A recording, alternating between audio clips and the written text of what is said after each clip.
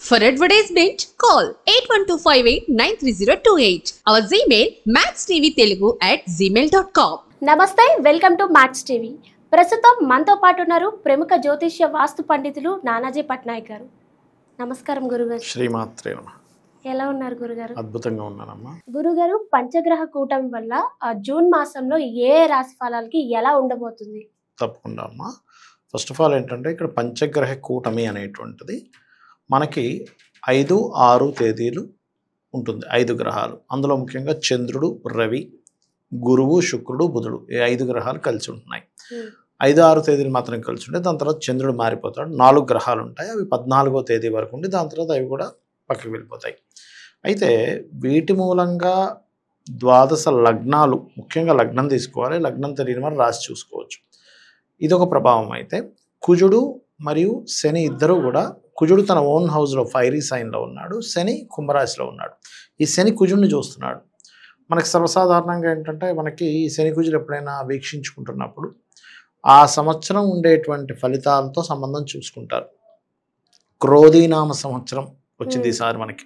క్రోధి అంటే కోపము, ఒక రకమైనటువంటి గొడవలు కావచ్చు, ఆవేశాలు కావచ్చు, ఇట్లాంటివన్నీ వచ్చేటువంటి దానికి కుజుడు తోడ్పడతాడు. సో పర్టికులర్గా ఈ మంత్ దానికి సంబంధించిన ఫలితాలతో పాటు ఒక్కొక్క లగ్నానికి ఒక్కొక్క రాశికి డిఫరెంట్గా ఉంటాయన్నమాట. గురుగారు, మకర రాశి వారికి ఎలా ఉండబోతుంది గురుగారు?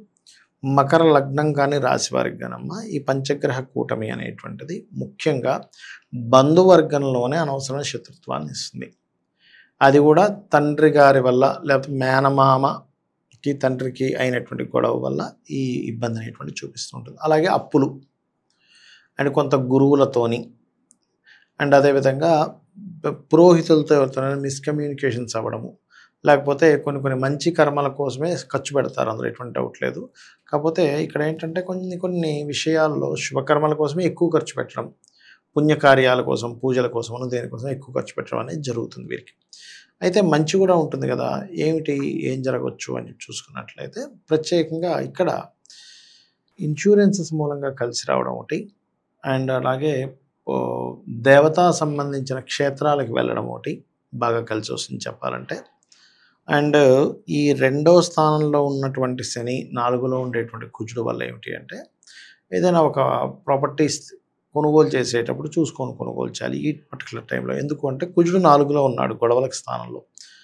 ఏదో తెలియకుండా లిటిగేషన్ ల్యాండ్ కొనడం వల్ల గొడవలు పెరుగుతాయి ఈ టైంలో, అందుకని జాగ్రత్తగా ఉండాలి. దీంతో పాటు వీరికి ఏలినాటి శని నడుస్తుంది, ఇంకో సంవత్సరం పాటు ఉంటుంది. కాబట్టి మనీ స్థానంలో ఉన్నాడు కాబట్టి ఏ గొడవ వచ్చినా మనీ రిలేటెడ్గానే వస్తుంది, గుర్తుపెట్టుకోండి.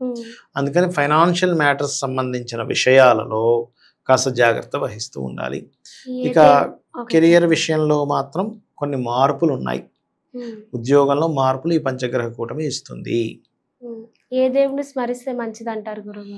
వీళ్ళు ఎక్కువగా సూర్యుడిని, అమ్మవారిని ఎక్కువ ఆరాధించాలమ్మా. అమ్మవారి నామస్మరణ, అందులో ముఖ్యంగా శ్రీమాత్రే నమః అనేటువంటి మంత్రం ఎంత చేసుకుంటే అది మంచిది.